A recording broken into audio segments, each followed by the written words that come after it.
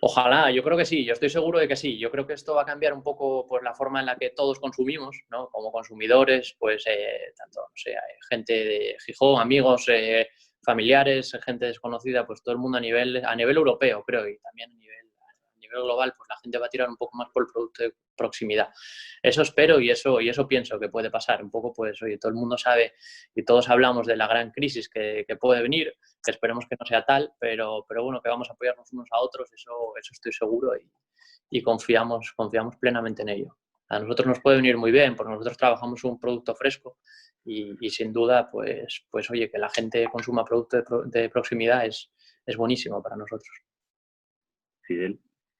Bueno, indudablemente la forma de consumir también tiene que cambiar, ¿no? Entonces yo creo que la vuelta, hay mucha gente que considera obligatorio consumir productos de proximidad y yo creo que las políticas locales, regionales, nacionales y europeas tienen que tender a eso, a proteger a la producción local en todos los ámbitos, no solo en el ámbito de acuicultura, en el ámbito agroalimentario, sino en el ámbito industrial, porque al final si deslocalizamos las producciones, pues nos va a pasar lo que nos ha pasado en esta crisis, que no tenemos nada para fabricar. Entonces yo creo que esta crisis ha cambiado, o yo deseo que haya cambiado, la percepción de toda la sociedad y de la gente que gobierna sobre cómo tiene que ser la producción y el consumo de productos locales.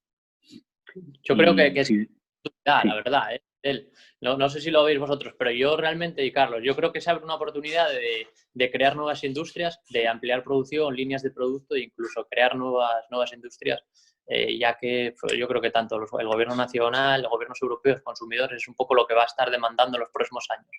Entonces creo que se abre una nueva etapa pues, para crear industria en Europa y yo creo que estamos en ese momento y que bueno, pues nosotros intentar aprovecharlo. Sí, yo creo como tú, que claro, que tenemos que las empresas tienen que forzar a los que toman decisiones para que las decisiones que se tomen sean con pensamientos a largo plazo, no que se hagan a corto plazo y pensando que tendremos que ser suficientemente autosuficientes para poder hacer frente a crisis de este tipo. Yo creo que es evidente que tiene que cambiar las cosas.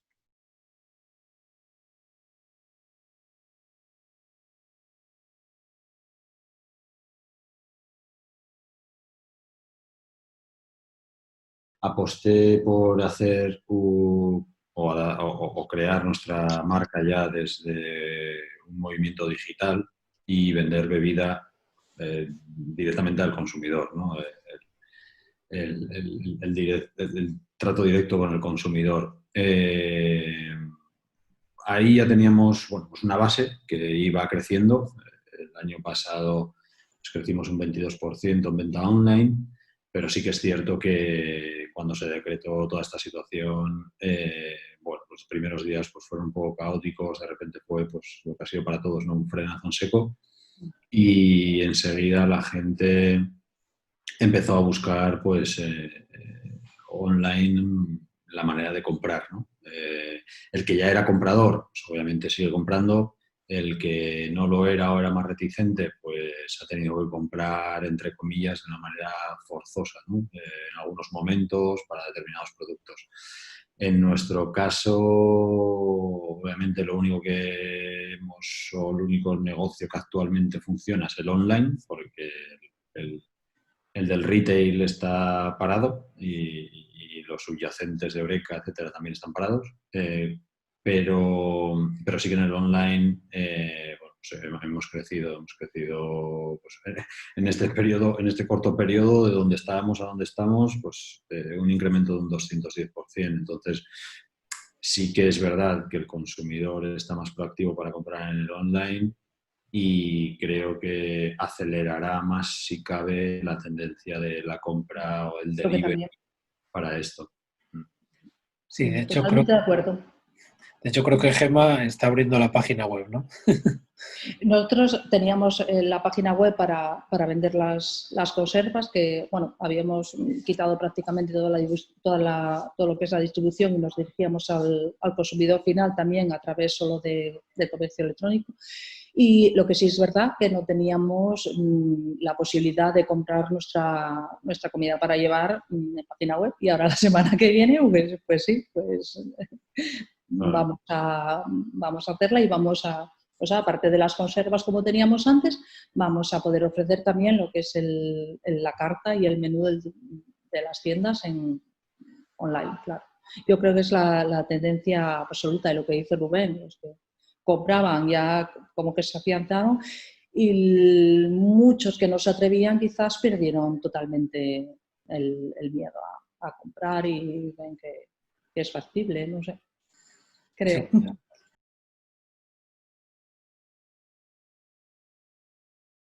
Es una cosa curiosa, ¿no? Porque además lo hablábamos hace poco en una reunión interna que, claro, normalmente, bueno, hay organismos, empresas que tienen una agenda de eventos muy extensa durante todo el año, y digamos que son, bueno, pues es la visibilización de un trabajo que estás haciendo durante todo el año y al final se produce y, bueno, pues sirve también para relacionarte entre profesionales, salen oportunidades de trabajo y tal y cual. Y el otro día hablábamos en una reunión interna que no hay previsión de que a corto plazo o a medio plazo se vuelvan a hacer eventos, no me refiero ya, como decía Dani, ferias y grandes eventos, sino eventos de formación, por ejemplo, que se hacían en el parque tecnológico, bueno, en una sala pequeña y tal.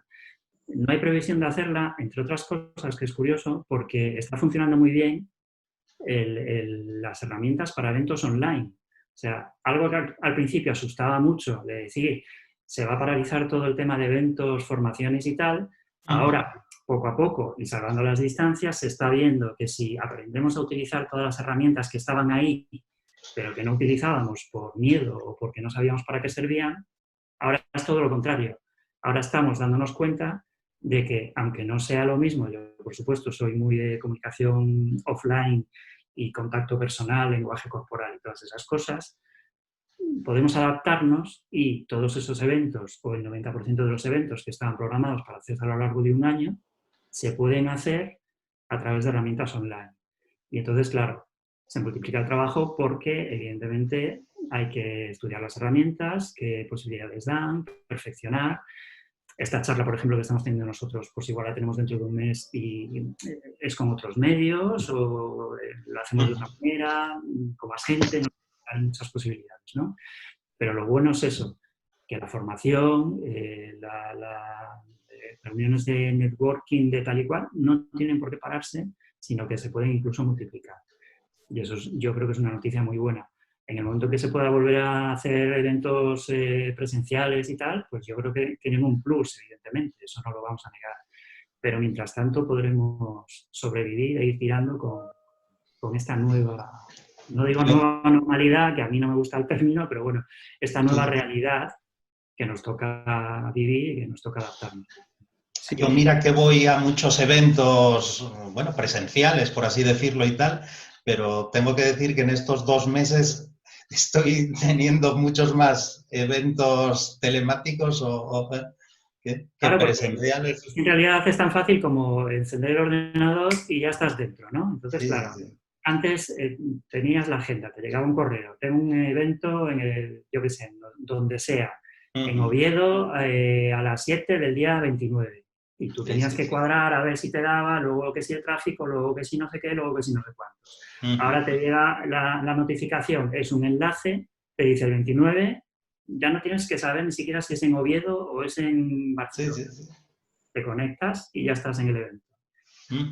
Todo tiene sus pros y sus contras, como decía antes, pero desde luego tiene muchísimas ventajas para poder seguir con el ritmo e incluso acelerar.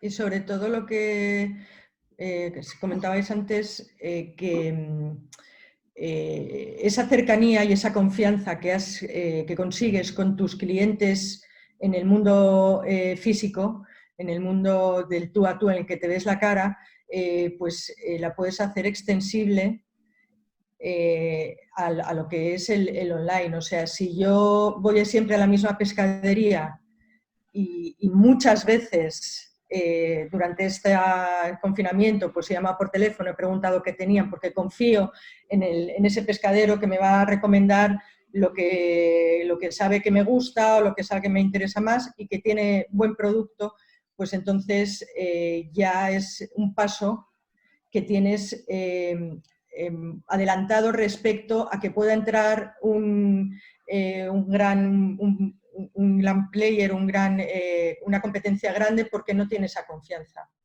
No te conoce y esa parte va a intentar pues, venderte lo mismo que vende a todos. Entonces, eso es importante. Eso yo creo que es algo que se están planteando, pues, ese cambio de mentalidad, ¿no? Y aunque ya hemos comentado varias, ¿qué oportunidades nuevas creéis que van a surgir para vuestros clientes? Fernando. Bueno, cada sector es de su padre y de su madre, y hay que estar en él, ¿no?, para darse cuenta, pero a ver, hay muchas. Al final, la parte digital lo que tiene que servirte es para acercarte, ¿no?, para diferenciarte. Y luego, pues, lo que es importante también es integrar bien en tus procesos, ¿no? Yo creo que, bueno, oportunidades hay muchas. A mí, pues bueno, pues por ejemplo, ideas que me han llegado últimamente de cosas que se están haciendo, pues mercados de abastos, pues que deciden ahora tener algún tipo de presencia digital conjunta, ¿no?, de todas las tiendas del mercado, porque, bueno, pues se han dado cuenta que en esta situación del COVID, pues, oye, se puede dar servicio a los vecinos, ¿no? Mis suegros viven ahí en el centro de Gijón y, bueno, pues han estado comprando en las tiendas de cercanía, no digitalmente, sino a golpe de teléfono, y les llevaban el pedido. Bueno, si aparte de eso tienes una plataforma pues que aúne varios comercios, pues tienes ahí una buena oportunidad que no solo va a funcionar durante el confinamiento, ¿no?, sino que va a funcionar también mucho, mucho más allá.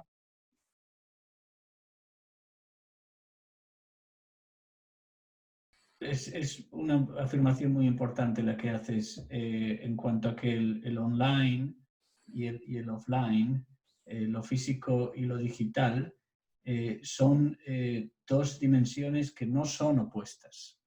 Son dos dimensiones que son necesariamente complementarias, ¿no? Y un punto importante que me has hecho pensar según te escuchaba hablar, y creo que es muy importante, Carlos, para esto de qué ha cambiado y qué diferencias y novedades que puedan marcar qué camino tomamos a partir de ahora, es la extraordinaria proliferación de negocios pequeños, tradicionalmente offline, que se han movido online, con una ansia de supervivencia y un espíritu de poder enfrentarse a la adversidad.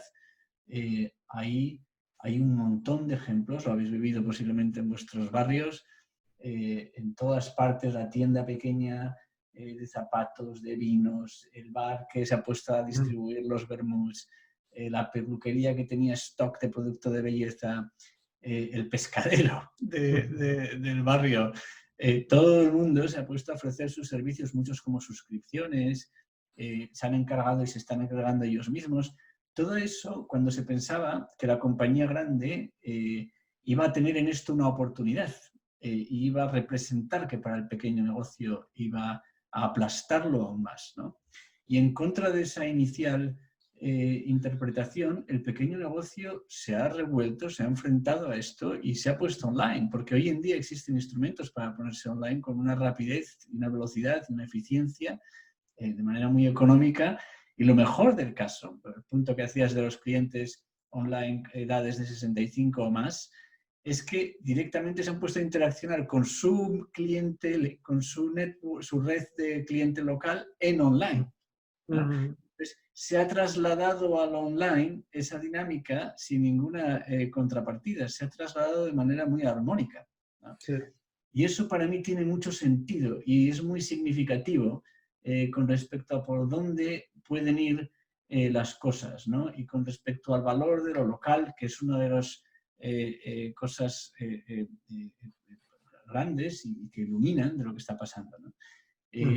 Y eso da mucho juego. Yo creo que hay un caldo de cultivo interesante hacia dónde pueden ir las cosas. Mucha gente le ha quitado el miedo, por un lado, al consumidor a ir online a hacer la compra y por otro lado, el de la tiendita le ha quitado el miedo a ponerse en online.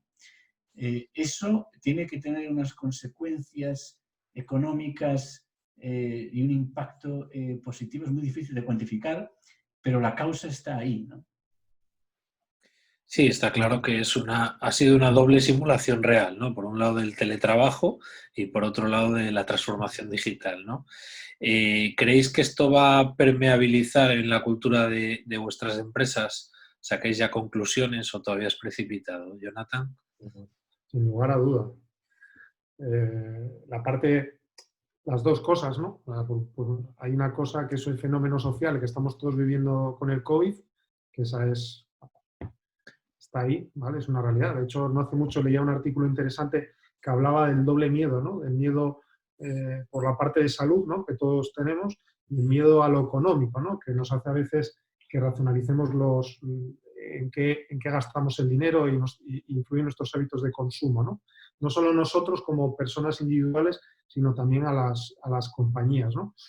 Y por supuesto a nuestros equipos pues influye esa primera parte y la experiencia del teletrabajo, ya te digo que en mi caso, estamos encantados y viendo no solo cómo el rendimiento ha subido claramente de las personas, y espero que la calidad de vida también, aunque sí es verdad que es algo con lo que hay que luchar. El teletrabajo hay que tener cuidado con él porque se suele trabajar más. Yo por lo menos creo que no soy el único que al final le vas a echar más horas, ¿no? Porque estás en la comodidad de tu casa y a veces se te va un poco y tal, ¿no? Pero sí que digamos que quitando ese aspecto, que habría que ver cómo gestionarlo, el teletrabajo tiene muchas cosas positivas, pero bueno, como suele ser todo en la vida, la virtud suele estar en el término medio y seguramente que como empresas ahora tengamos que hacer una desescalada, ¿no? Esa palabra tan rara que nos hemos inventado,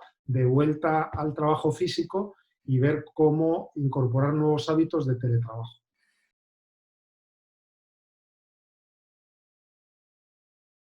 Sí, y es más, yo creo que todos estos problemas que estamos teniendo de conseguir materiales y demás, está abriendo mucho el tema de volver un poco a lo local. Y entonces lo local pasa pues por hacerlo de manera diferente, evidentemente, mucho más, la producción tiene que ser mucho más ágil, mucho más flexible, mucho más económica. Entonces hay cierto, que bueno, igual es por donde vas tú, Rubén, que hay cierto, no sé, nosotros teníamos como una mentalidad de que no podíamos competir con con China en precio y demás. Pero es que ahora yo creo que están cogiendo valor otras cosas, ¿no? Ya empieza, bueno, aparte evidentemente de que hay que generar otros puestos de trabajo, otro tipo de puestos de trabajo, y ya empiezan a valorarse cosas que antes no se valoraban. Y entonces sí que es cierto que las iniciativas de volver a lo local y hacer mercados otra vez un poquito más cercanos está potenciando muchísimo proyectos de I+D que antes estaban parados. Y bueno, el sector TIC está totalmente activo, muy, muy activo. Sí, me gusta esa reflexión que comentas, Begoña. Yo creo que la innovación siempre tiene que ir un paso por delante, ¿no? Tiene que adivinar un poco el futuro, que hace falta no dentro de 3 meses, ¿no? Sino incluso dentro de unos años. ¿Creéis que las administraciones han sido capaces de reaccionar suficientemente rápido ante esta situación? Yo estoy súper agradecida con todas las administraciones, tanto regional como nacional. Hablo del tema técnico, no de los políticos, sino de la gente que está en el día a día. La gente, los profesionales están respondiendo súper rápido. están siendo muy ágiles, están siendo muy conscientes de la problemática real que hay y la verdad es que están ayudando mucho a que las cosas se vayan resolviendo de una manera, bueno, pues dentro de cómo tiene que ser, evidentemente, pero con agilidad, con flexibilidad, mucho menos encorsetados que, bueno, puede ser la imagen que tenemos de ellos, no, que va. Han sabido reaccionar muy bien a esta situación. Desde el punto de vista europeo también hemos vivido ampliaciones de plazos automáticas en proyectos, cosa que antes era algo impensable. Apenas dando unos datos mínimos se aprueban las ampliaciones de plazos. Incluso en propuestas, en fechas límite para el envío de propuestas, en el Programa Europeo Horizonte 2020, que poco hay más estricto que este programa, se han movido fechas para dar más tiempo a las personas que estaban preparándolo para poder llegar con estas restricciones. La paralización de los plazos administrativos también, que ha sido desde luego necesaria y muy útil para las empresas.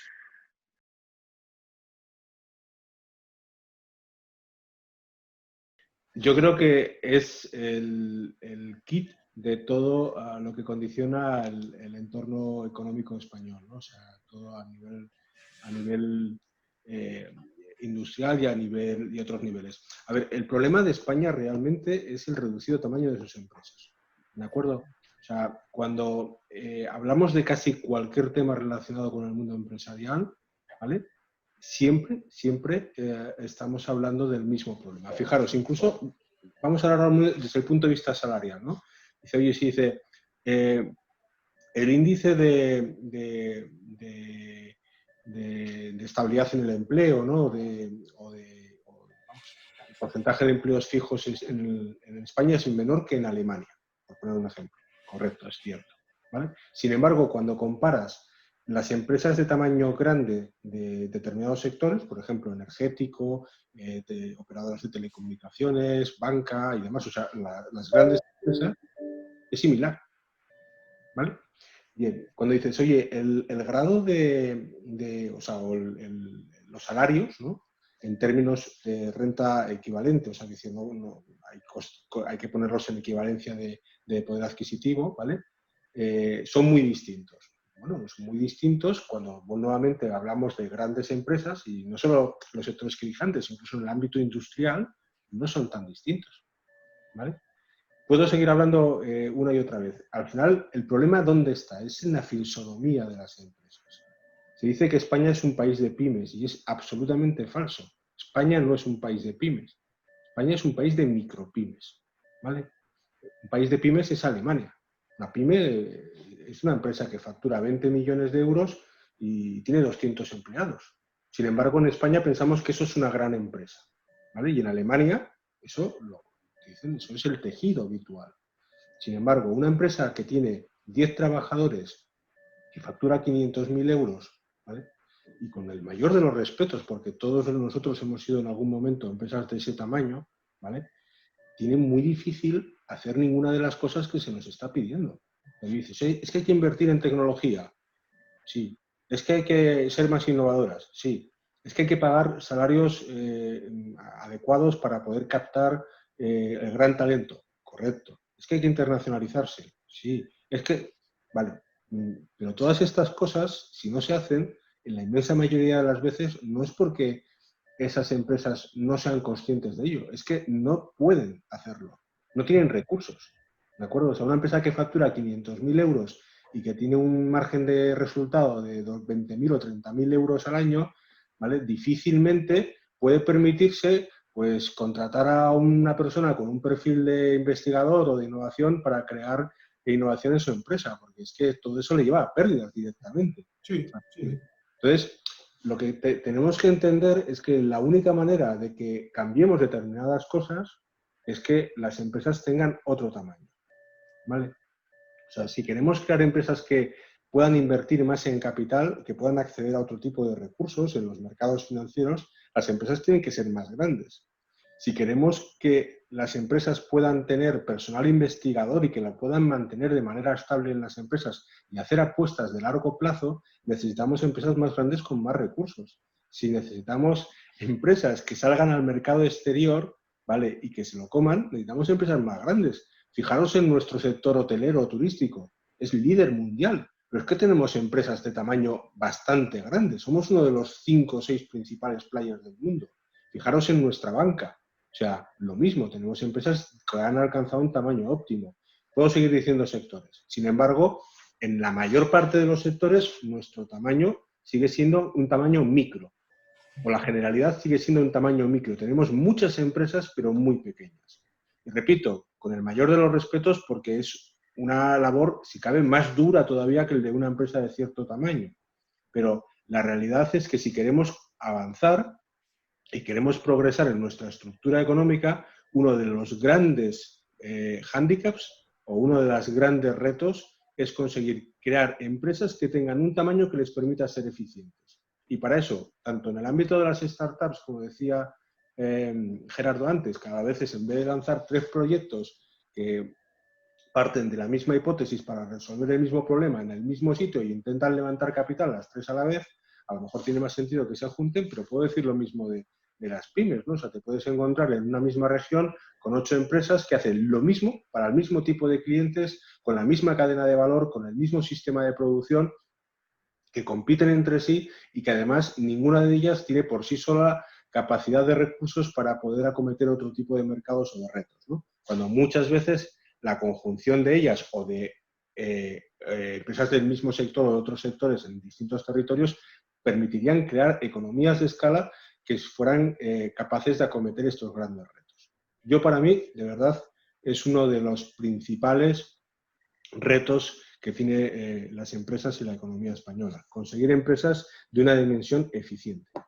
Y yo coincido contigo, Pablo. Yo, fíjate, si ahora albergo esperanzas de que eso sea así, porque para mí una de las consecuencias o conclusiones buenas de esta etapa es que en todos los consejos en los que estoy ha habido muy buen alineamiento entre las distintas partes, ¿no? Claro, cuando ves el peligro tan cerca, ¿no?, pues ya le quitas la paja, te centras en lo importante, incluso seguramente tienes hasta conversaciones más sinceras con competidores, incluso tienes reflexiones más claras, ¿no? Yo he visto resolver en estos 2 meses situaciones que llevaban 6 y 8 meses para solucionarse, de todo tipo, ¿no? Societarias, de líneas de negocio, ¿no? Entonces, yo creo que esta situación, este análisis profundo que a todos nos hemos visto obligados a hacer, y todas las compañías, porque todas le han visto las orejas al lobo, es el que puede ser o catapultar y decir, oye, espera, que es que lo mismo que decías tú antes, oye, ¿me subo a la transformación digital o no? Bueno, si te subes, igual llegas tarde, si no te subes, te quedas fuera seguro, ¿no? Oye, lo que dice Pablo, oye, o construye un proyecto sólido o olvídate de conseguir inversión. Ni yo, ni el de al lado, ni el de al lado, ¿no? Entonces, bueno, veremos, ¿no? Hablaremos dentro de unos meses, ¿no? Pero a mí me gustaría que fuera así y creo que ahí están las oportunidades.